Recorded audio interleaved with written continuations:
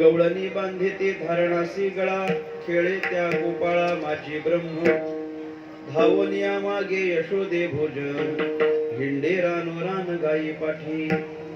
तुका म्हणे सर्व कळा ज्याचे अंगी, तुका म्हणे सर्व कळा ज्याचे अंगी, भोळेपणा लागी भीक मागे, धावनिया मागे यशोदे भोजन, हिंडे रान गाई पाठी. पांडुरंगा करू प्रथम नमन, दुसरे चरणा संतांची या, त्यांच्या कृपादाने कथेचा विस्तारू, बाबाजी सद्गुरु दास तुका. योग ध्यान समायुक्तम निष्प्रपंचम परिग्रहम, प्रसन्नं वदनं शांतं मंगलं सुमनोहरं, ज्ञान वैराग्य संपन्न अखंड निजबोध रूपं, पूर्ण ब्रह्माशे सद्गुरे वामनाय नमोस्तुते. नसे आप पर ऐसा जगी जो महात्मा, विरक्ती श्रेष्ठ भक्ती स्मरे नित्य रामा तिथी माघ पौर्णिमा साधोनी वाट धरिली निज धामा नमस्कार माझा सद्गुरु सावळा रामा मस्तक माझा पायावरी या वारकरी संतांच्या गवळणी बांधिती धारणासी गळा खेळे त्या गोपाळा माझी ब्रह्म भावनिया मागे यशोदे भोजन हिंडे रानू रान गाई पाठी विठ्ठला विठ्ठला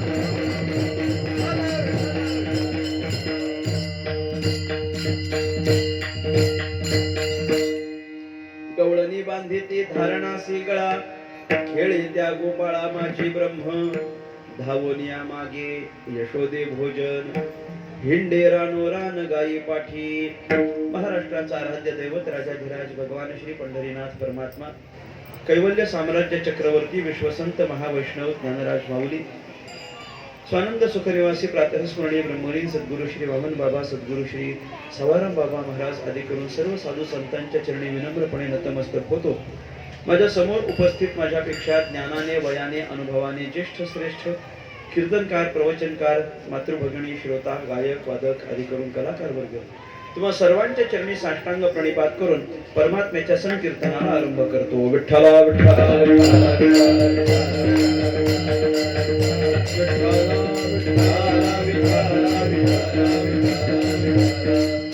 सेवेकरता निवडलेला अभंग संत श्रेष्ठ तुकाराम महाराज यांचा आहे.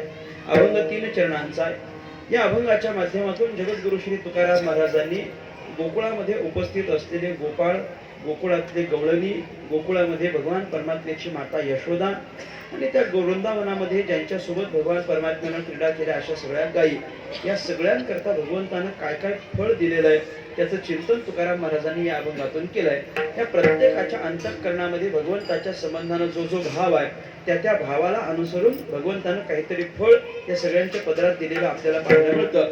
गोपाळांच्या अंतःकरणात भाव आहे, गवळणींच्या अंतःकरणात भाव आहे, यशोदेच्या अंतःकरणात भाव आहे आणि गायींच्या अंतःकरणात सुद्धा भाव आहे. आणि या प्रत्येकाच्या अंतःकरणामधला जो अत्यंत शुद्ध भाव आहे, निष्कपट भाव आहे, निश्चळ भाव आहे, किंबहुना या सगळ्यांच्या अंतःकरणातला जो भोळा भाव आहे, त्या भोळ्या भावाकडे पाहून भगवान परमात्मा आपला सगळा उच्च अधिकार सोडतो आणि भोळेपणा लागी भीक मागे असं तुकाराम महाराज या अभंगामध्ये म्हणतात. म्हणजे आपल्याकडे सगळी गुणसंपन्नता असूनही, आपल्याकडे सगळी कला संपन्नता असूनही भगवंत आपली गुणसंपन्नता बाजूला करतो, भगवंत स्वतःची कला संपन्नता बाजूला करतो आणि या सगळ्या सामान्य असलेल्या भक्तांच्या पुढ्यात जातो आणि काहीतरी मागतो, काहीतरी त्यांना देतो. याचं कारण काय? यांच्या अंतःकरणात भगवंताच्या संबंधाने असलेला भोळा भाव आहे. विठ्ठला विठ्ठला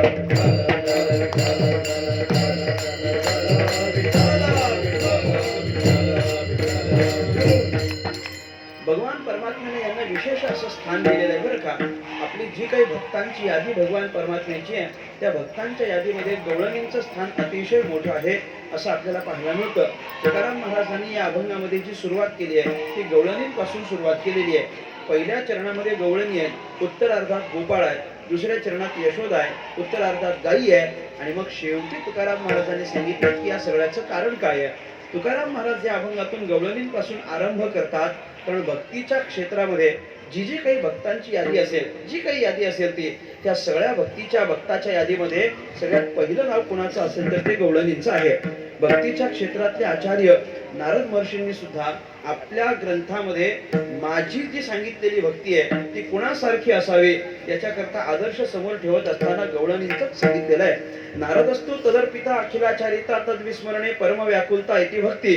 हे जे ही जी भक्तीची व्याख्या नारदांनी स्वतःची सांगितली. आम्ही भक्ती कशाला म्हणतो? नारदस्तु तदर्पिता अखिलाचारिता, सगळंच्या सगळं भगवान परमात्म्याला समर्पण करायचं एक, आणि तद्विस्मरणे परम व्याकुलता, भगवान परमात्म्याच्या विस्मरणात भगवंताचं विस्मरण झालं तर त्याच्यामध्ये अंतःकरण अत्यंत व्याकुळ होणं, म्हणजे एक तर भगवंताला सगळं समर्पित करणं आणि दुसरं म्हणजे भगवंताला विसर पडल्यानंतर आपण अंतःकरणापासून व्याकुळ होणं, या दोन गोष्टीला आपण भक्ती असं म्हणतो. हे नारदांनी सांगितलं. नारदजी म्हटले या दोन गोष्टीचं एकत्रीकरण म्हणजे भक्ती आहे. काय काय आहे? एक तर सगळं समर्पण करणं आणि दुसरं म्हणजे देवाच्या विसरात व्याकुळ होणं. याला एकत्रीकरणाला काय म्हटलंय? भक्ती. नारद महर्षी याला भक्ती म्हणतात. काय काय दोन गोष्टी आहेत? एक तर सगळं देवाला समर्पण करणं आणि दुसरं म्हणजे देवाचा विसर झाला की व्याकुळ होणं. पहिलं काय आहे? देवाच्या करता सगळं समर्पण करायचं आणि दुसरं म्हणजे देवाचा विसर झाला की व्याकुळ व्हायचं. पहिलं काय आहे? समर्पण करणं आणि दुसरं काय आहे? व्याकुळ होणं. पहिलं काय आहे? समर्पण करणं आणि दुसरं काय आहे? व्याकुळ होणं. पहिलं समर्पण आणि दुसरं व्याकुळ, म्हणजे भगवंताकरता सगळं समर्पित करायचं आणि भगवंताच्या विस्मरणात अंतःकरण व्याकुळ होणं, याला भक्ती असं म्हणतात, असं नारद महर्षी म्हटले. नारद असतो तदर्पिता अखिलाचारिता तद्विस्मरणे परम व्याकुलतेती, असं अशी नारदांनी आपल्याच ग्रंथामध्ये म्हणजे स्वतःच्या ग्रंथामध्ये भक्तीची व्याख्या मांडली. आणि आता आपण मांडलेली जी भक्तीची व्याख्या आहे ही लोकांना उदाहरणासकट कळावी. उदाहरणासकट कळावे. बाबा आम्ही सांगितलेली भक्ती आहे, आतापर्यंत अशी भक्ती कोणी केली आहे का, हे उदाहरणासकट कळावं म्हणून नारद महर्षी आपण सांगितलेल्या व्याख्येला लगेच पुढच्या सूत्रामध्ये उदाहरण देतात. यथा व्रज गोपिकानाम, आम्ही जी सांगितलेली भक्ती आहे ती केली. कुणी केली? व्रजातल्या गोपिकांनी केली, वृंदावनातल्या गोपिकांनी केली, गोकुळातल्या गोपिकांनी केली. म्हणजे गोपिकांनी भक्ती केली ती कशा पद्धतीची केली? एकतर भगवंताकरता सगळं समर्पित केलं आणि दुसरं म्हणजे भगवंताचं थोडं जरी विस्मरण झालं तर अंतःकरणापासून व्याकुळ व्हायच्या ह्या ज्या गवळणी आहेत, या गवळणींचा नंबर या सगळ्या भक्तांच्या यादीतला अग्रगण्य आहे. विठ्ठला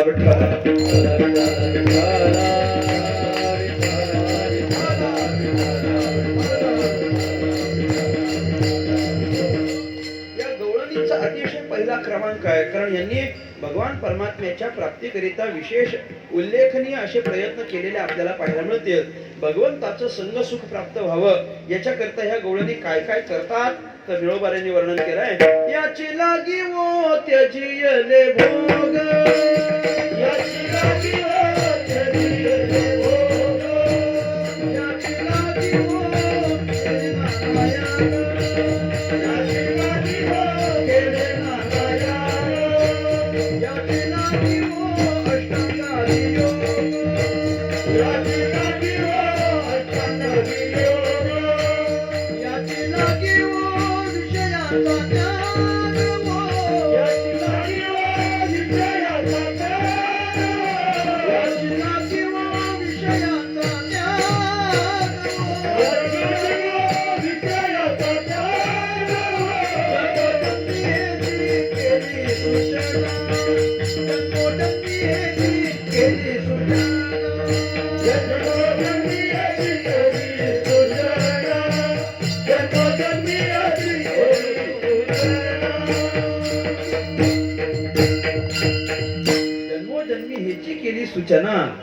सूचना केलेली आहे. काय सूचना केली आहे? अशी सूचना आहे गवळणींनी. काय म्हटले? याची लागिओ त्यजेले भोग, भगवंताची प्राप्ती व्हावी याच्याकरता त्यजेले भोग, सगळ्या भोगांचा त्याग केला.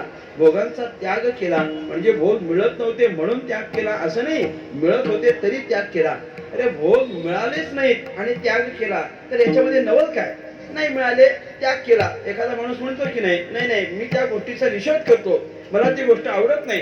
कुणीतरी म्हटलं की उद्या जर एखाद्यानं मला पंतप्रधान केलं तर मला ते अजिबात आवडणार नाही, मी होणारच नाही. अरे तुला करतच कोण? करतच कोण?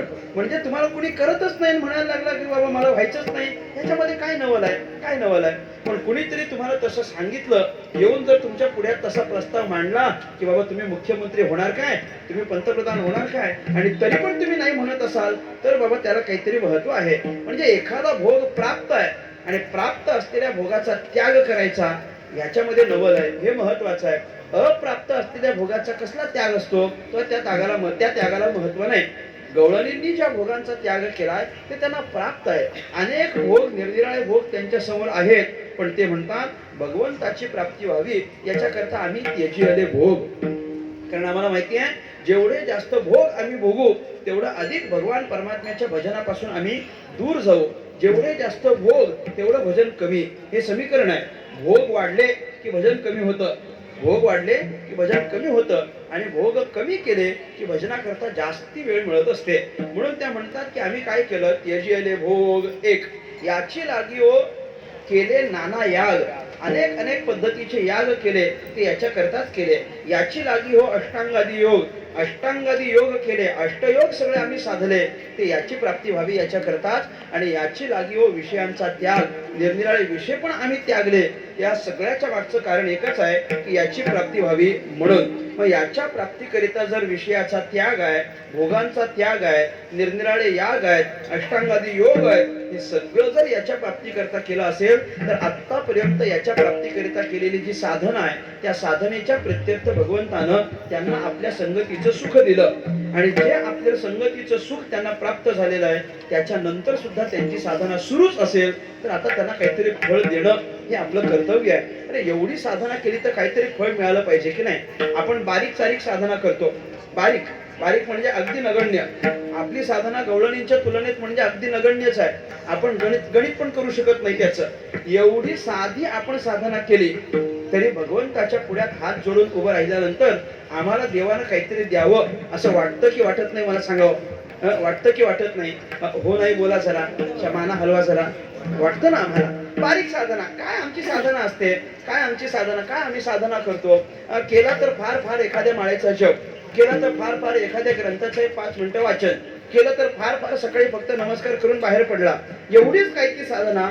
या बारीक साधनेच्या माध्यमातून पण आम्हाला असं वाटत असतं देवानं आम्हाला काहीतरी दिलं पाहिजे. मग ज्यांच्या करता अनेक जन्मांपासून, ज्या गवळणींनी अनेक जन्मांपासून याची संगती प्राप्त व्हावी याच्याकरता साधना केली होती, तर आता भगवंतानं त्यांना काहीतरी फळ दिलं पाहिजे. मग फळ द्यायचं म्हटल्यानंतर काय द्यायचं? इतर सगळ्या गोपाळांना, त्या इतर सगळ्या भक्तांना भगवान परमात्म्यानं फळ दिलेलंच आहे, पण जे फळ गवळणींना आहे असा अलौकिक फळ आतापर्यंत कुणालाच प्राप्त झालेलं नाही. भगवंतानं गवळणींना विशेष फळ दिलंय. काय फळ दिलंय?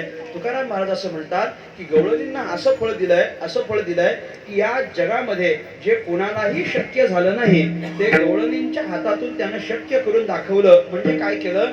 गवळणींच्या हातून भगवंतानं स्वतःला बांधून घेतलं आणि मग गवळणी त्याला बांधलं असं म्हणतात. अभंगाचं पहिलं चरण. गवळणी बांधिली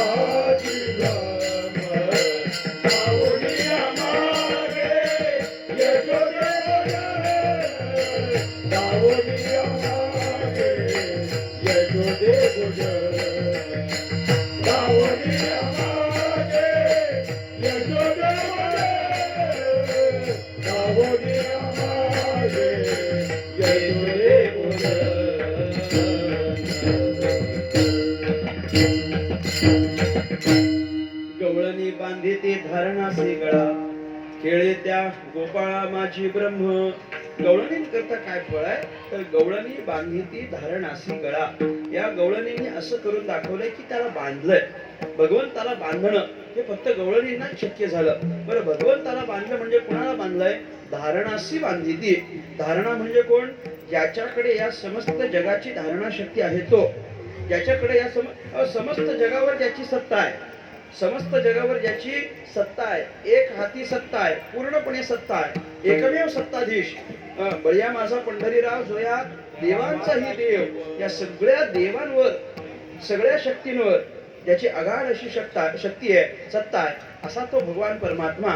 म्हणजे त्याच्याकडे संपूर्ण जगाला धारण करण्याची शक्ती आहे. आणि सगळ्या जगावर ज्याची सत्ता आहे की नाही, सगळ्या जगावर ज्याची सत्ता आहे त्याच्यावर सत्ता गाजवण्याचं काम गवळणींनी केलं. म्हटले त्याच्यावर गवळणी सत्ता गाजवतात. गवळणी बांधिती धारणासी आणि गळा बांधिती.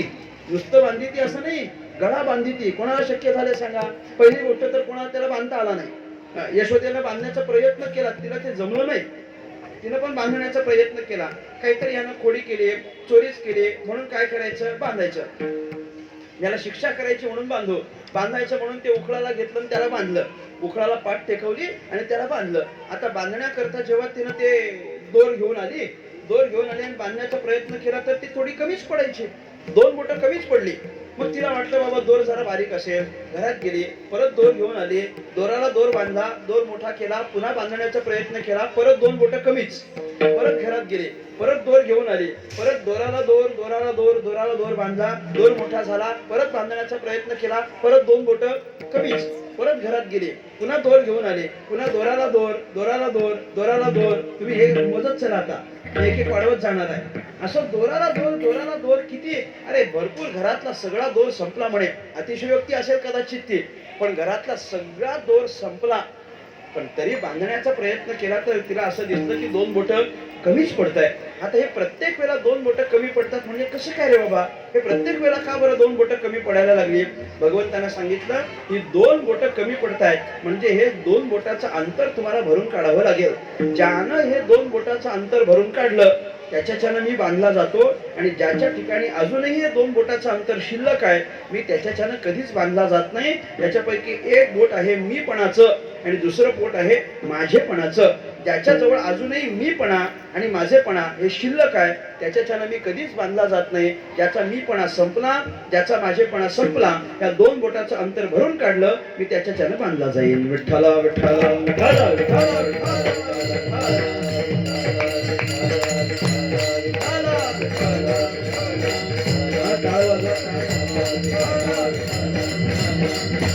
त्याच्याच्यानं मी बांधला जातो, हा सगळ्यांच्यानं बांधला जात नाही.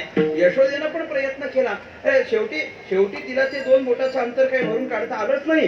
बरं, आता 2 बोटाचं अंतर भरून काढता येत नाही, मग त्यानं यशोदेनं बांधला कसा? तिनं बांधला. पण तिनं बांधला असं म्हणण्यापेक्षा त्या कृष्णालाच असं कळलं की हिचे जे आतापर्यंतचे प्रयत्न झालेत ते तिने इतके प्रयत्न केले की शेवटी ते यशोदेच्या डोळ्यातून अश्रू आले. बांधता येत नाही म्हणून अश्रू आले. आपल्या आईच्या डोळ्यातले अश्रू त्याला पाहवत नाही आणि म्हणून तिच्या अंतःकरणातल्या वात्सल्य भावाकडे पाहून बाबा जाऊ द्या, आई आहे ना, हिच्याकडून बांधून घेतलं पाहिजे. मग भगवान परमात्म्याला यशोदेने बांधलं असं म्हणण्यापेक्षा भगवंतानं यशोदेकडून स्वतःला बांधून घेतलं असं आपल्याला म्हणावं लागतं. म्हणजे बांधून घेतलं जरी असलं तरी पण तिनं बांधलं ते कुठं बांधलं? तिनं बांधलं ते कमरेलाच बांधलंय. गळ्याला कोणी बांधलंय? गळ्याला कोणी? ते कोणाला जमलं नाही. एक आमच्या जनाबाईला तेवढं जमलं बघा.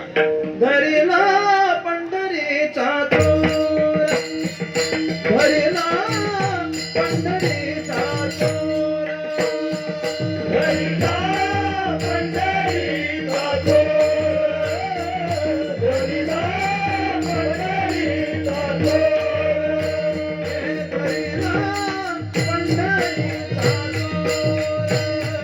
धरेला पंढरीचा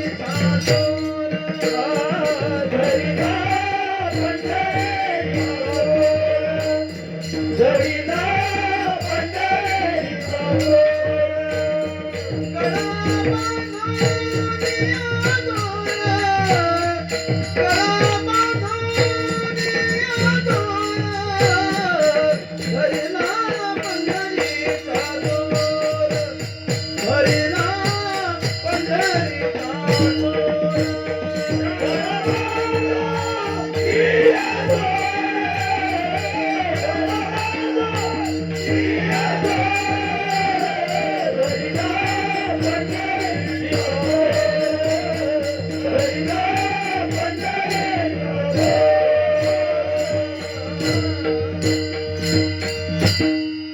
हरिला पंढरीचा चोर, गळा बांधोनिया दोन.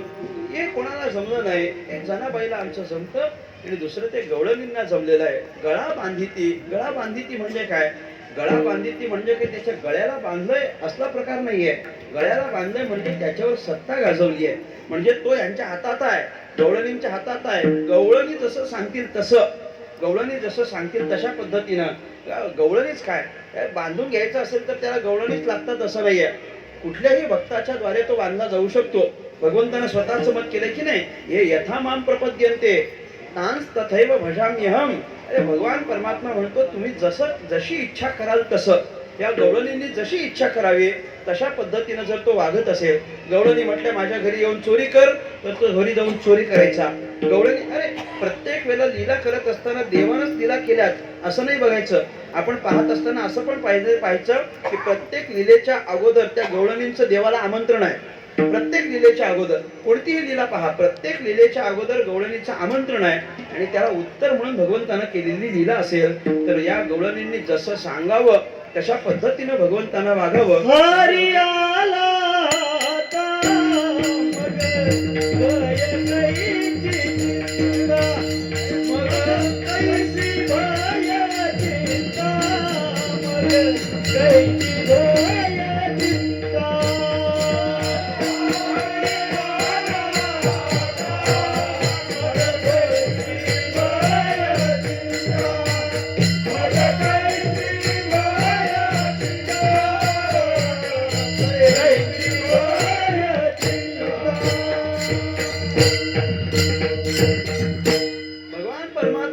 भगवान परमात्म्यावर त्यांनी जी सत्ता मिळवली आहे त्या भगवंतावर केलेली सत्ता जर आपण पाहिले तर या समस्त जगाची सत्ता ज्याच्या हातात आहे तो मात्र ह्या गवळणींच्या हातात आहे. म्हणजे गवळणी त्याच्यावर सत्ता गाजवलेली आहे. तो गवळणी जसं सांगतील तशा पद्धतीने भगवंताला वागावं लागलं आणि याचाच अर्थ त्याला बांधलेला आहे. गवळणी बांधिती धारणासी गळा. हे गवळणींकरिता आहे. जसं गवळणींकरता हे फळ आहे तसं गोपाळांकरता काय आहे तर खेळे त्या गोपाळा माझी ब्रह्म. गोपाळा माझी ब्रह्म खेळे. ब्रह्म खेळे. आता ब्रह्म म्हणजे कोण? ब्रह्म तो नुसता कृष्ण काय कृष्ण नाहीये ना. कृष्ण हा परब्रह्म स्वरूप आहे. कृष्णस्तु भगवान स्वयं. श्रीमद भागवत म्हणतं कृष्ण म्हणजे स्वतः भगवंत आहे. भगवंत म्हणजे 6 गुणांनी जे अत्यंत युक्त आहेत असे भगवान आहेत. भगवान आहेत, भगवंत आहेत, सगळ्या कळा गुणांनी युक्त आहेत. ते स्वतः परब्रह्म स्वरूप आहेत. परब्रह्म स्वरूप आहेत. मग परब्रह्म स्वरूप असलेले हे जे भगवंत अर्थात ब्रह्म. ब्रह्म म्हणजे काय? या समस्त जगाच्या उत्पत्तीचं निर्मितीचं सगळं कारणत्व त्याच्याकडेच आहे. अर्थात त्या ब्रह्माला कारण मानायचं की परत नाही मानायचं हा स्वतंत्रपणे वेदांताचा तत्वज्ञानाचा वेगळा विचार राहिला. पण या समस्त जगाचा आपण विचार जर करायचा झालाच तर या सगळ्या जगाची उत्पत्ती ज्याच्याकडून होते ते हे ब्रह्मतत्व आहे. समस्त जगामध्ये जे भरून उरलेलं आहे ते हे ब्रह्मतत्व आहे. मग प्रत्येक जगातल्या प्रत्येक तत्वामध्ये प्रत्येक जीवाजीवात चराचरात भरून राहिलेला हा जर ब्रह्म असेल तर याचा अर्थ या जगातल्या प्रत्येक तत्वाशी कसं खेळायचं हे ब्रह्माला चांगलं कळतं. ऐका, जगातल्या प्रत्येक तत्वाशी कसं खेळायचं हे ब्रह्माला कळतं आणि या जगाला कसं खेळवायचं याचं ज्ञान ज्याला आहे त्याला मात्र जेव्हा खेळावं असं वाटतं तेव्हा तो मात्र या गोपाळांमध्ये जातो आणि खेळतो. खेळे त्या गोपाळा माझी ब्रह्म. तेव्हा तो त्यांच्यामध्ये जाऊन खेळतो. अरे गोपाळांमध्ये जाऊन खेळणं त्याला पसंत आहे. गोपाळांमध्ये जायचं आणि खेळायचं त्याला पसंत आहे. कारण गोपाळांमध्ये खेळत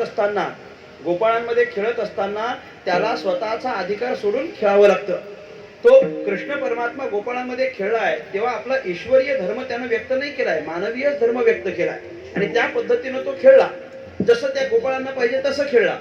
खेळला म्हणजे खेळता खेळता जर आपल्यावर डाव आला तर तोही घ्यायचा. आली द्यावी डाळी धावे वळत्या मागे गाई. आपल्यावर डाव आला की तो घ्यायचा. म्हणजे आपल्यावर डाव आल्यानंतर पळून जाणाऱ्यातला देव नाही. देव पळून जात नाही, देव घेतो. त्या बाबा डाव आला म्हणून पळून जायचं नाही, नाही. आपल्यावर डाव आला तरी तो घेणार आणि त्या सगळ्या गोपाळांना तो त्या खेळाचा सुद्धा आनंद देत असेल तर जगामध्ये ज्याचं खेळण्यामध्ये जास्तीत जास्त कौशल्य आहे तो भगवंत त्याला खेळावं वाटतं तेव्हा मात्र गोपाळात येतो. विठ्ठल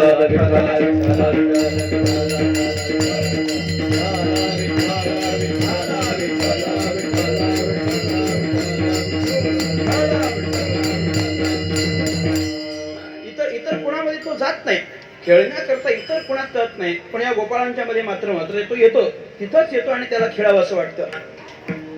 जो या गोपाळांचे मेळे, गोपाळांचे मेळे, जो या गोपाळांच्या मेळे, जो या गोपाळांच्या मेळे, खेळू खेळे वनमाळी, खेळू खेळे वनमाळी, खेळू खेळे वनमाळी, खेळू खेळे वनमाळी, रसातळा नेलावळी, रसातळा नेलावळी, रसातळा नेलावळी, रसातळा नेलावळी,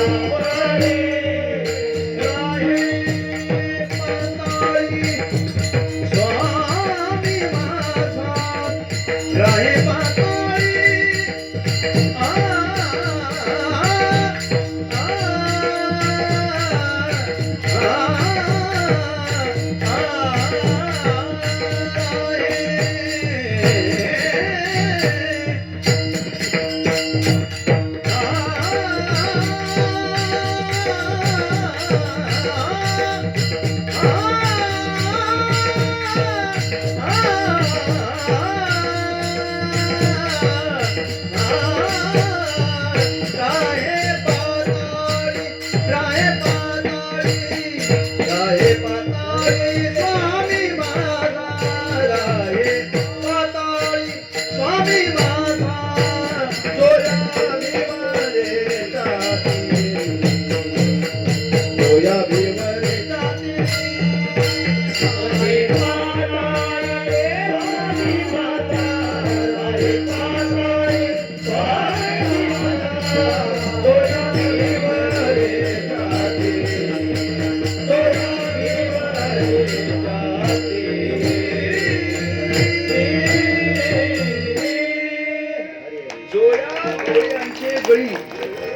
मेळी आणि खेळू खेळे वनमाळी, तो खेळू खेळे खेळ खेळतो म्हणजे या गोपाळांच्या संगतीत येऊन खेळ खेळणं हे त्याला अतिशय पसंत आहे, अतिशय पसंत. त्यांच्यासोबत खेळ खेळतो, एक खेळतो असं नाही, अनेक निरनिराळ्या पद्धतीचे खेळ खेळतो. कुठपर्यंत खेळतो? गोपाळ थकेस तोवर खेळतो, गोपाळांना भूक लागेस तोवर तो खेळतो. भगवंतानं खेळ खेळला म्हणजे खेळाचा आनंद भगवान परमात्मा त्या गोपाळांना देतो. पहिल्या आणि दुसऱ्या चरणाचं चिंतन करा ना. अरे अख्ख्या जगावर ज्याची सत्ता आहे त्याच्यावर सत्ता गाजवली गवळणींनी आणि अख्ख्या जगात खेळात ज्याचं कौशल्य आहे तो खेळतो, ते गोपाळांच्या मध्ये येऊन खेळतो. याचा अर्थ या समस्त जगावर आपली जी सत्ता आहे तो अधिकार भगवान परमात्मा सोडतो आणि गवळणींच्या हाताला लागतो. अख्ख्या जगामध्ये खेळण्यामध्ये आपण हुशार आहोत पण आपलं ते कौशल्य सोडतो आणि गोपाळांच्या मध्ये येऊन खेळतो. तर या सगळ्यांना भक्तीच्या प्रित्यर्थ दिलेलं हे फळ आहे. गवळणींच्या हातून बांधून घेणं हे त्यांना दिलेलं फळ आहे आणि गोपाळांच्या मध्ये येऊन सामान्य गोपाळ बनवून खेळणं हे त्यांना दिलेलं फळ आहे. कशा करता दिलेलं आहे? हे भोळेपणा लागी दिलेला आहे. त्या गवळणींच्या अंतःकरणातला भोळा भाव आणि गोपाळांच्या अंतःकरणातला भोळा भाव पाहून भगवान परमात्मा त्यांना हे फळ देतो. तशाच पद्धतीचं फळ भगवंतानं यशोदेला आणि गायींना दिलेलं आहे. अभंगाचं दुसरं चरण.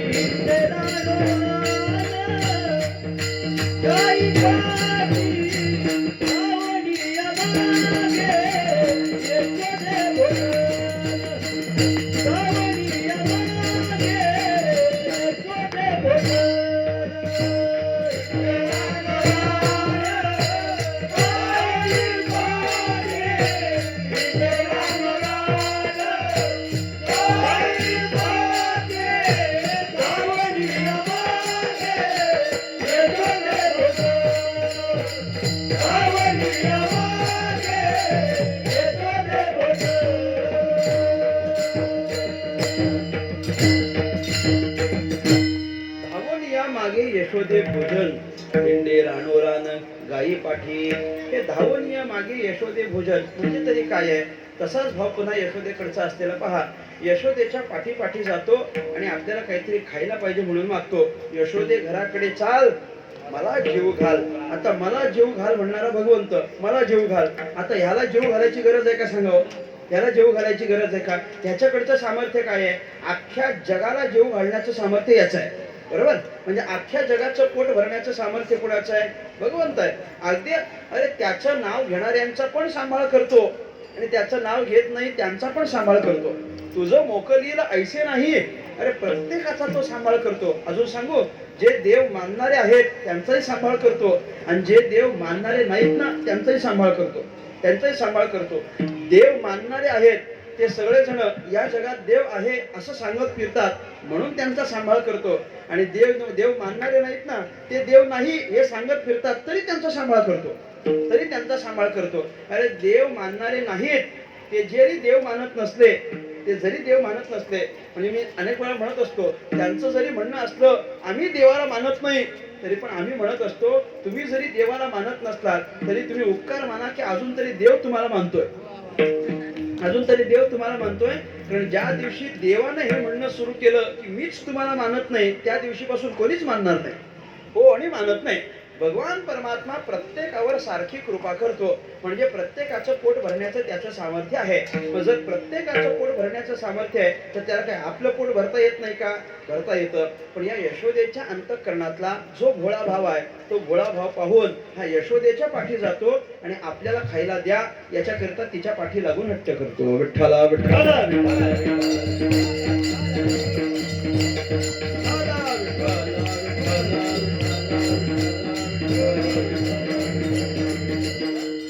सामर्थ्य आहे. आणि त्याच्या या सगळ्याच लीलांकडे आपण जर पाहिलं तर तुकाराम महाराज म्हणतात की नाही, पृथ्वी जेणी तृप्त केली, पृथ्वी जेणी तृप्त केली, पृथ्वी जेणी तृप्त केली, पृथ्वी जेणी तृप्त केली, पृथ्वी जेणी तृप्त केली,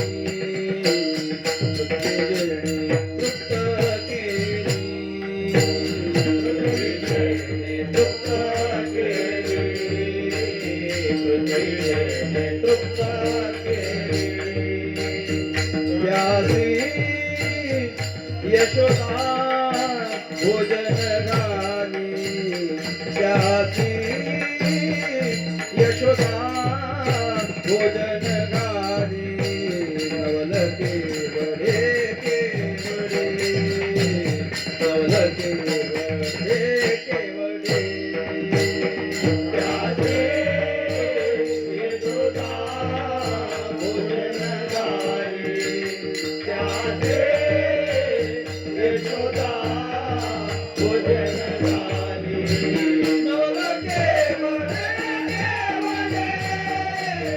नवल केवळे केवळे,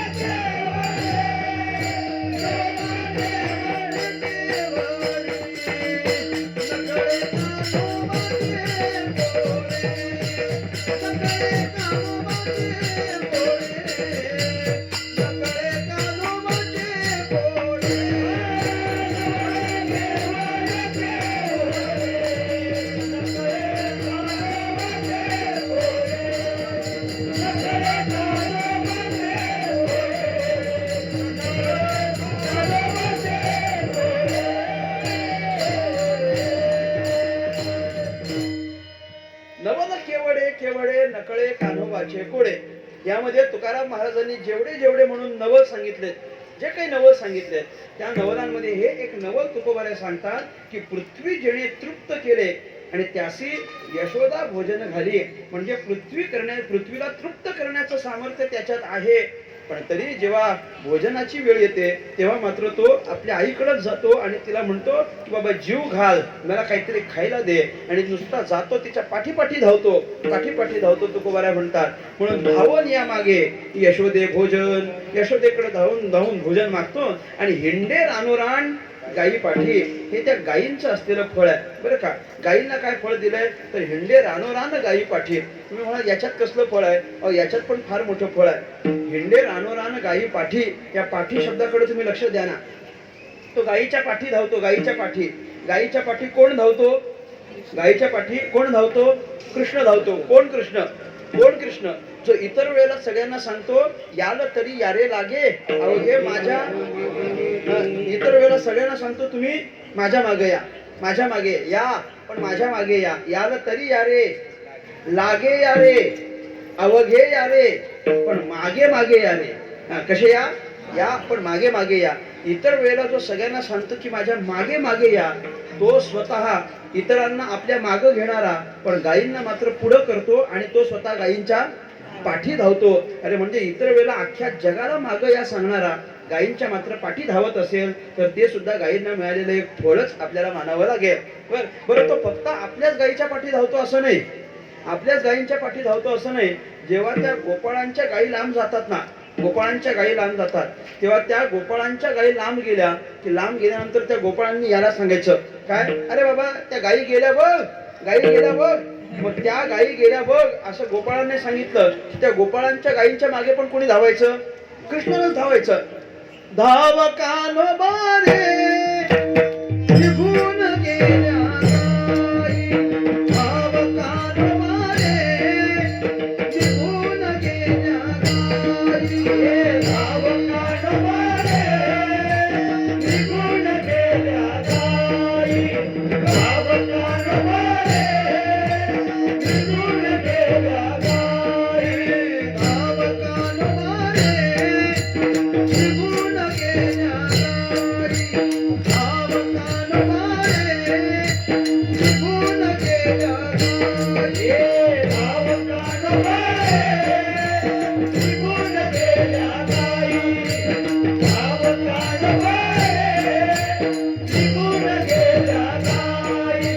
सांगे मी कोणाला काही, सांगे मी कोणाला काही, सांगे मी कोणाला काही, सांगे मी कोणाला काही, सांगे मी कोणाला काही, सांगे मी कोणाला काही, सांगे मी कोणाला काही, सांगे मी कोणाला काही.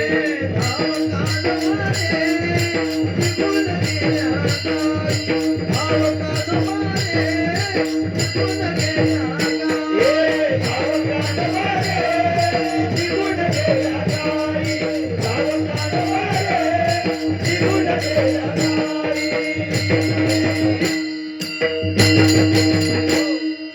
धाव कान्होबा रे निघून गेल्या गायी. कान्होबाला सांगायचं गायी गेल्या, गायी गेल्या, गायी गेल्या, धाव. यानं त्या सगळ्या गायींच्या मागे धावायचं. इतर वेळेला जगाला मागं करणारा त्या गायींच्या पाठी पाठी धावतो. हे या गायींना मिळालेलं फळ. म्हणजे पहिल्यापासून तुम्ही ध्यानात घ्या ना, पहिल्या चरणापासून जर आपण ध्यानात घेतलं, या संपूर्ण जगाची संपूर्ण जगाची धारणा शक्ती ज्याच्या हातात आहे, जगावर ज्याची सत्ता आहे, त्याला गळ्याला बांधणं हे फळ दिलेलं आहे गवळणींना. समस्त जगामध्ये खेळण्यामध्ये जो प्रवीण आहे, कौशल्य ज्याच्याकडे आहे, त्या खेळण्यामध्ये चतुर असलेला तो भगवंत स्वतःला खेळावं वाटतं तेव्हा तो गोपाळांमध्ये येतो. जगाचं पोट भरण्याचं ज्याचं सामर्थ्य आहे तो आपलं पोट भरण्याकरता यशोदेकडे जातो आणि इतर वेळेला अख्ख्या जगाला आपल्या मागं करणारा पण गायींच्या पाठी पाठी धावतो. हे सगळं भगवंतानं केलं. कशा करता केलं? भोळेपणा लागी भीक मागे. या सगळ्यांच्या अंतःकरणातल्या भोळेपणाकडे पाहूनच तुकाराम महाराज म्हणतात भगवंतानं हे केलंय बरं का. भोळेपणाकडे पाहून फक्त त्यांच्या अंतःकरणातला भोळा भाव पाहिलाय. त्यांच्या अंतःकरणातला भाव हा आपल्यासारखा सकाम भाव नाहीये. त्यांच्या अंतःकरणातला भाव निष्काम भाव आहे. अहो गवळणी, गोपाळ, यशोदा, नंद बाबा हे सगळे जण भगवंताकरता जे करतात ते आपल्याला परत काहीतरी मिळावं या अपेक्षेनं करत नाही. अंतःकरणात कुठलीच कामना नाहीये. तुम्ही कधी पण कुठलंही चरित्र वाचा, तुम्ही भागवतातलं पहा, हरिवंश पुराणातलं पहा, अजून कुठलं पहा, त्यामध्ये गवळणींनी किंवा गोपाळांनी केलेली भक्ती ही आपल्याला काहीतरी मिळावं या अपेक्षेनं कधीच केलेली नाही. कधीच कोणी असं चिंतन सांगणार नाही की गवळणींनी का केलं तर आपल्याला अमुक अमुक मिळावं. अजिबात नाही. गवळणींनी कुठल्याच पद्धतीची अपेक्षा केली नसेल तर अत्यंत अव्यभिचारी भक्ती, अत्यंत निष्काम भक्ती या सगळ्यांनी केलेली आहे. आणि म्हणून यांच्या अंतःकरणातला भाव हा अत्यंत निष्कपट भाव आहे. निश्चळ भाव आहे, शुद्ध आहे, पवित्र आहे, प्रांजळ आहे. आणि मग अंतःकरणातल्या त्या प्रांजळ भावाकडे पाहून, भोळ्या भावाकडे पाहून तुकाराम महाराज म्हणतात भगवंताला हे करावं वाटलं म्हणून भगवंतानं ते केलं. बरं, भगवंतानं हे केलं म्हणजे काय त्याला काही कळत नव्हतं असं नाहीये. या सगळ्यातल्या गोष्टी त्याला काही करता येणार नाहीत असंही नाहीये. गवळणींनी गळ्याला बांधलं, म्हणजे गवळणींनी जर बांधलं तर गवळणींनी बांधल्यानंतर गवळणीकडून बांधून घेऊ नये अशी जर त्यांनी इच्छा केली तर गवळणी बांधू शकतील का सांगावं? नाही ना. त्यात तो सत्ता गाजवू शकतो तिथं, पण तो तिथं तसं करत नाही. त्यानं जर ठरवलंच की आपल्याला गोपाळांमध्ये खेळायचंच नाही, गोपाळांना दूर करायचं, तर तो करू शकतो की करू शकत नाही? निश्चित करू शकतो. अरे जगाचं पोट भरणारा आपलं पोट भरण्याकरता काही करू शकतो. यशोदेकडे जायची गरज नाही त्याला. म्हणजे त्याच्याकडे सगळ्या गोष्टी आहेत. आणि तुकाराम महाराज म्हणतात हे सगळं त्याच्या ठिकाणी असताना सुद्धा, सगळ्या कळा गुणांनी संपन्न असताना सुद्धा यांच्या अंतःकरणातला भोळा भाव पाहतो आणि यांना काहीतरी फळ देतो. अभंगाचं शेवटचं चरण. तुका म्हणे सर्व